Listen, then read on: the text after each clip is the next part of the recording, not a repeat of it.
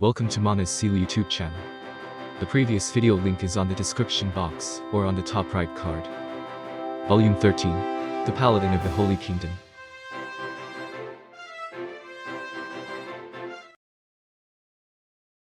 At this moment, Remedios realized that there was no way she could deal with Nasreen while fighting Vijay at the same time. Well, she could have just jumped right to Nasreen's side. Defending against Nasreen's attacks would have left her defenseless body exposed to Vijay. What do you mean no way? I won't accept this. Not being able to do anything is just an excuse. The moans of the militiamen stirred up Remedios' emotions. These people had not fled in the face of terror because they believed in her. She could not show them a disgraceful side of herself. She would not abandon Kalka's ideals to make a country where nobody would cry. Militiamen, everyone, fall back. As she gave the command, Remedios gathered a resolve. I won't die from taking a single hit. I'll rush that female demi-human while activating Fortress. Vijay laughed as he watched Remedios break into a run.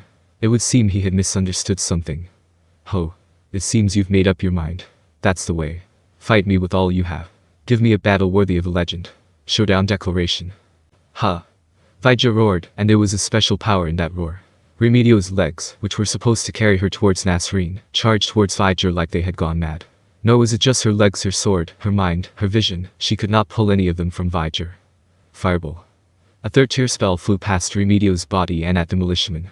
Remedios could endure that spell, but it would be fatal to the militiaman. Wall of skeleton. The fireball collided with the grotesque-looking wall of bones that had sprung up in front of the militiaman and vanished.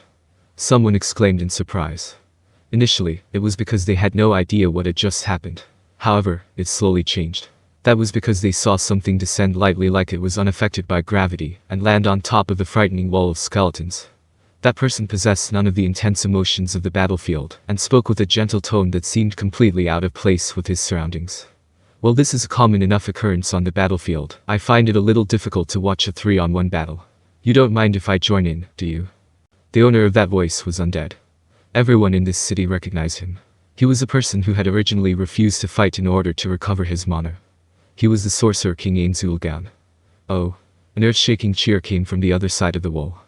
Remedios tightly clenched her sword hand. What's that? Who is that? By the looks of it, I think it's an elder lich. So there's a type without skin. Still, does a mere elder lich have the power to stop my spells? Is it because of his robe? It does look quite impressive. Or no, is it because his summoner possesses great power? Remedios did not comprehend the demi-human's words at all. She heard the sounds, but she did not understand what they meant. That was because all her energy was focused on quelling the intense hatred welling up within her. She did not even notice that she was standing defenseless in front of Vijay. Ah, why did he show up? Why are they cheering for him? Why? For this filthy undead being. The corner of Remedios' mind was calm enough to note that it was a natural reaction to help someone in difficulty. However, it was overruled by her inability to forgive the civilians for cheering on the undead. The corpses of the paladins who had sacrificed themselves as shields to protect the people were clearly visible. You're not cheering for the people who fought as your shields, but for someone who showed up late. She was so angry that she wanted to rip her helmet off and scratch her head while rolling around on the ground. Remedios struggled to curb the anger in her heart, and she addressed the undead being on the wall. Why did you come here? The Sorcerer King's movement stopped, as though he had been frozen in place. The red flames in his empty eye sockets turned to Remedios. Why did I come? To help you. I see. Why had he not come earlier? Was he waiting until the paladins had died? Did he plan to make a stylish entrance in front of the people? She wanted to shout that at him, but then I'll leave it to you. She did not phrase it as a request. She could not. And get rid of the wall. I said I'll leave it to you. She shouted without thinking. Remedios strove to quell her rising emotions. And tear down that wall. You can't. Certainly not. In an instant, the wall beneath the Sorcerer King's feet vanished. The Sorcerer King did not fall down, probably because he was using a fly spell. Remedios turned her back on Vijay. She did not mind if he killed her from behind. That way she could laugh at the Sorcerer King for not protecting her. Having abandoned herself to despair, Remedios found it somewhat regretful that the demi-humans did not attack her, as she trudged back in front of the militiamen. There was a hint of fear in the militiaman's eyes.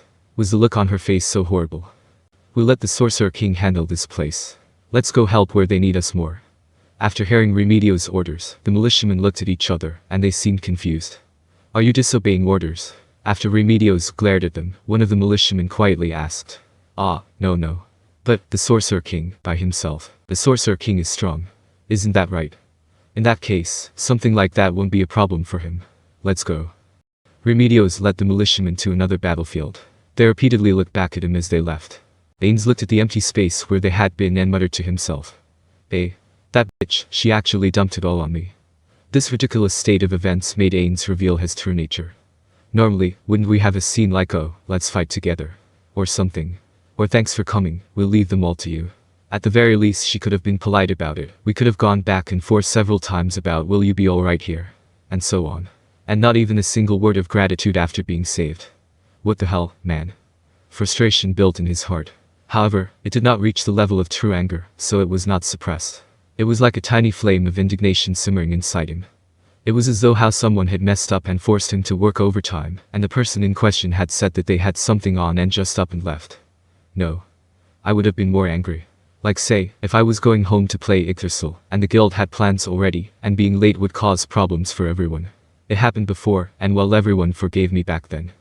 Thus fueled, the minuscule flames blazed up into an inferno, and then they were forcibly extinguished.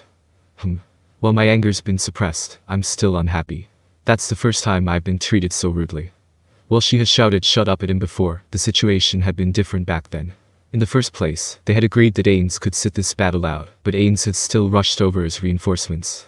Surely anyone who had an inkling of common sense would have taken a different tone when addressing him. Everyone Ainz had met until now had been at least minimally polite. That was why Ainz found it strange. After cooling his head and searching through his memories, Suzuki Satori recalled having met people like Remedios several times before. Still, none of it comforted him. Ainz turned his still irate gaze on the three demi-humans. Granted, it was not entirely their fault either. Ainz understood that he was simply taking it out on them. What should have happened was that Remedios' relationship meter with Ainz should have maxed out when the latter saved her from danger. She should have apologized for treating Ainz this way all this time, and then worked hard for Ainz in all ways in the future. That was why Ainz had been observing Remedios from the air with perfect unknowable active all this time, and then stepped in to help her when she was in trouble. But in the end, things had turned out like this. He could not understand how they had ended up this way.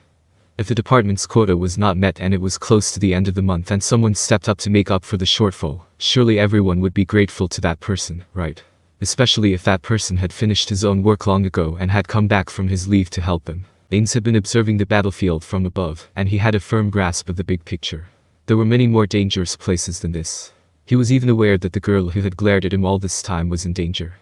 Even so, he had chosen to come to this place because he wanted to sell a favor to the highest-ranking person he could better to rule in hell than serve in heaven and all that, and he had judged that the captain of the Holy Kingdom's Paladin Corps was the highest-ranking person here.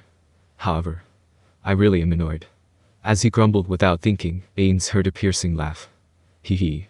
Looks like you've been left here. Hee, how sad, how sad. An elder lich. In other words, an individual that's powerful as a magic caster. Is there a need to be careful? I haven't seen that wall-making spell before, but it seems to be of a fairly high tier. So it's still a magic caster, then. Don't really feel like fighting it. In the end, you need to beat a warrior if you want people to sing tales about you. The three demi-humans seemed to have recovered from the bizarre situation enough to banter with each other. Ainz turned to look at them, and his eyes focused on the ape-like demi-human among them, who seemed to have laughed just now. Does it matter? First we kill him, then. Shut up. Ainz interrupted their conversation and cast an 8th tier spell, Silent Magic, Death. The ape-like demi-human's smile was frozen on his face as he slowly collapsed. What did you? I told you to shut up, didn't I? Ainz once again cast a Silent Magic Death spell. The four-legged demi-human collapsed in the same way as just now. What happened? What's going on? The female demi-human who remained still did not understand what was going on, but it would seem she had already recognized who had done it. Was it you? You killed those two in an instant. Terror was deeply etched on her face. Her body was shaking hard. Yes, Ainz carelessly cast a Silent Magic Death on the female demi-human as well. She did not die. Ainz's death had been resisted. In the moment he realized this, Ainz's mind immediately switched gears, entering a mental state that could be considered a combat mode. Was it a defensive racial characteristic? A protective spell she had cast on herself? Had she resisted it normally? Had a magic item protected her? Or was it something else? Well, one could not completely rule out the possibility that it might have been a coincidence. Surely she could not have resisted it under her own power. Ainz had observed the three of them as they fought. While he did not think that he had the full measure of their abilities, Ainz was certain that they could not resist the power of his magic in a direct contest. As Ainz mulled over the reasons for this, he felt that it would be best to stay on his guard and let his opponent make a move. Perhaps he might discover something that could only be found here. He would like to see the trump card wielded by someone who could resist Ainz's usual attack methods. Well, it doesn't matter what she did. What a waste of time. If I'd known, I would have left that woman alone and gone to help elsewhere. I was thinking that if I fought together with that woman, we could have put on a show of hard-fought triumph, so we would have spent a bit more time on the back and forth. A chatty undead being stood before her. What kind of undead creature is this? The undead couldn't possibly ally themselves with humans. Is it being controlled by a necromancer? Still, that power. While she had no idea what he had done, he had instantly killed 2 warriors who were on par with her. Could such a powerful undead being even be controlled? If his finger pointed to her, would she be the one to perish next? The only people she knew who could do this besides the demon emperor Jeldabaoth would be the great demons who were his henchmen. That's impossible. Anyone who could control an undead creature who was on par with those mighty beings must be on the level of a god. How could such a necromancer exist? If this human nation had such a necromancer, how could the demi-human alliance have pressed their invasion so far? Should I run? Should I take the chance to flee while he's acting all relaxed? Or can I even escape? She did not possess any spells which were handy for escape. After all, she had never been in such danger before, and had not felt the importance of learning such spells. In that case, the only way out is through. She used her battle cry to rouse her spirit, and began to cast spells with her trembling lips. There was a 4th-tier arcane spell called Silver Lance. It was a physical type spell, but since it possessed silver properties, it was a tremendously damaging spell against enemies who were weak against silver. In addition, it also had a special effect known as piercing, which made it do more damage to unarmored opponents. However, it also had the drawback that its damage could be reduced by armor. Her trump card lay in altering this powerful spell to produce new, unique spells. There was the Burn Lance, which inflicted fire element damage. There was the Freeze Lance, which inflicted cold element damage. There was the Shock Lance, which inflicted lightning element damage. These 3 spells all did elemental damage, so armor could not reduce their potency, and they still retained the deadly piercing ability. Of course, in keeping with their deadliness, those spells consumed far more mana than 4th-tier spells. She activated 3 of these potent to her spells at once. She was simultaneously casting 3 spells, each one of which used a significant amount of mana. In addition, simultaneously casting spells was very draining in itself, and as the shock of using huge quantities of mana hit her, she felt light and floaty, as though she were about to pass out. Die. The 3 lances flew toward the undead being and then vanished without a trace. She could not understand what had happened before her eyes. She could understand if it had taken damage, or shrugged it off. But this was like nothing had happened at all. The lances had simply vanished. What? I gave you all that time and this is the best you can do. Is this the ace up your sleeve?